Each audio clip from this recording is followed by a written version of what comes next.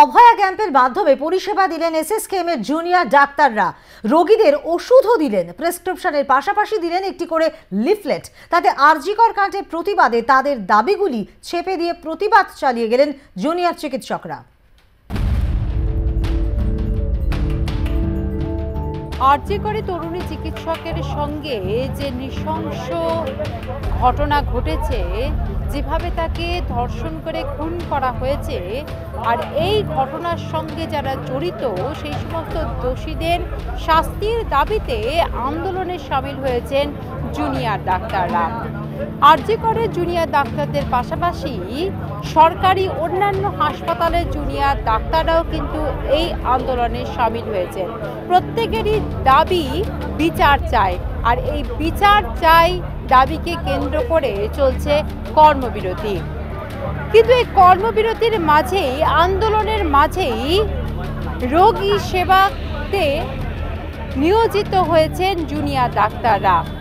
অভয়া clinic, এই অভয়া ক্লিনিকের মাধ্যমে বিভিন্ন জায়গায়, বিভিন্ন সরকারি হাসপাতালের জুনিয়র চিকিৎসকেরা তারা ক্যাম্প করেছেন, যেখানে রোগীরা আসছেন এবং চিকিৎসা পরিষেবা পাচ্ছেন।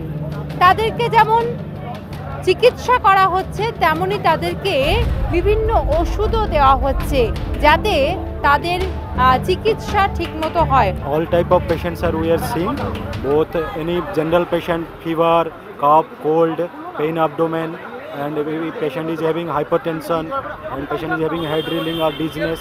Every type of general cases we are seeing. Even pediatric patients are seeing here. Pediatrician are there.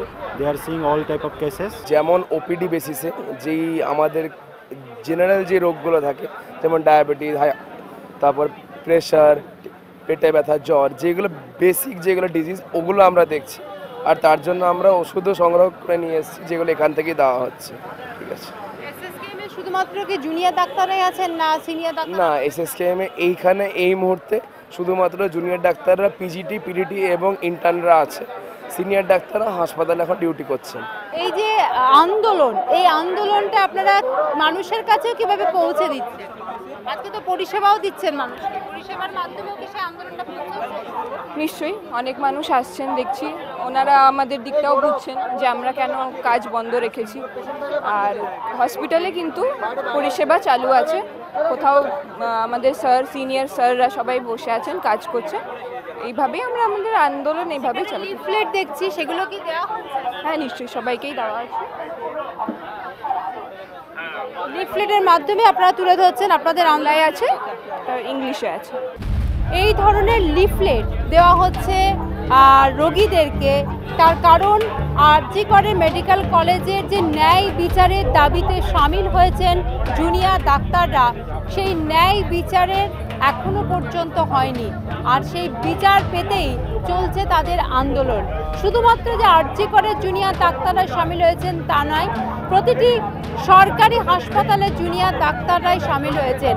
ক্যাম্পের মাধ্যমে রোগী পরিষেবা এবং পাশাপাশি তাদের যে দাবি, সেই দাবিগুলোকে তারা একটা লিফলেটের মাধ্যমে মানুষের কাছে পৌঁছে দিচ্ছেন, যাতে মানুষ সজাগ হন এবং তারা যে আন্দোলনের সঙ্গে জড়িত, তারা যে আন্দোলনের সঙ্গে যুক্ত, যে দাবিকে কেন্দ্র করে তারা এখন কর্মবিরতিতে সামিল হয়েছেন, মানুষ সেটা বুঝুন।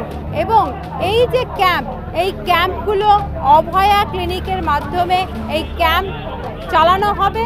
আর শুধুমাত্র যে একদিন নয়, এই পরবর্তীকালেও যতদিন না পর্যন্ত বিচার পাওয়া হচ্ছে, ততদিন পর্যন্তই কিন্তু এইভাবে ক্যাম্প হতে পারে বিভিন্ন জায়গায়, এমনটাও কিন্তু পরিকল্পনা রয়েছে তাদের।